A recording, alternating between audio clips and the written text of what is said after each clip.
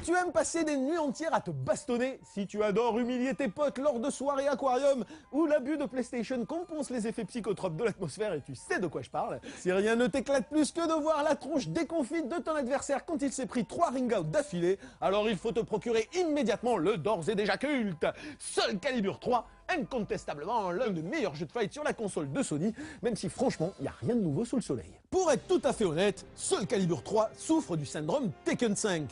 À l'instar de l'autre titre mythique de Namco, qui ne proposait que quelques nouveaux persos et des modes de jeu pourris, ce dernier réussit à merveille dans la continuité, ce qu'il foire magistralement en termes de nouveautés, hormis la présence de persos inédits assez jouissifs. Si les techniques de combat sont monstrueuses, la qualité de la réalisation exceptionnelle et l'action en multiplayer fun et spectaculaire, Soul K3 se contente de peaufiner ses acquis sans apporter de réelles innovations conceptuelles. Quant aux seuls ajouts substantiels, en l'occurrence de nouveaux modes de jeu en mode solo, ils sont totalement à la ramasse, laborieux et par instants si insurmontables en termes de difficulté que nombre d'entre nous vont s'arracher les cheveux si par bonheur il leur en reste. Et puis ils ont viré le Team Battle quoi.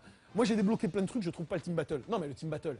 Donc là tu peux faire des ligues, des tournois, mais t'as pas de Team Battle. Alors ça me les gonfle ma mère quand même. Ou encore un outil de création de personnages, assez fun certes, mais dont la finalité est réduite à néant, puisque le jeu ne propose pas d'expérience online. Ce nouvel opus, par ailleurs exclusif à la PlayStation 2, n'apporte donc que très peu d'innovation et se pose davantage comme un add-on impressionnant qu'un jeu à part entière. Néanmoins, Soul Calibur reste Soul Calibur, et quoi qu'on en dise, sa réalisation impériale, son univers mythologique d'une beauté renversante, ses techniques de jeu aux multiples niveaux de complexité, le place d'entrée au panthéon des meilleurs jeux de combat, toutes consoles confondues.